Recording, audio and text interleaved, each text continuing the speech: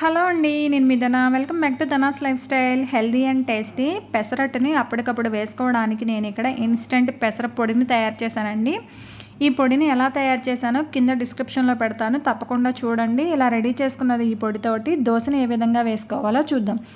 ఒక గిన్నెని తీసుకొని అందులో ఒక కప్పు పెసరపిండి, కప్పున్నర నీళ్ళని పోసుకొని ఉండలు లేకుండా చక్కగా పిండిని ఈ విధంగా కలుపుకోవాలి. ఇలా రెడీ చేసుకున్న ఈ పిండిని ఒక అరగంట సేపు నానబెట్టుకోవాలి.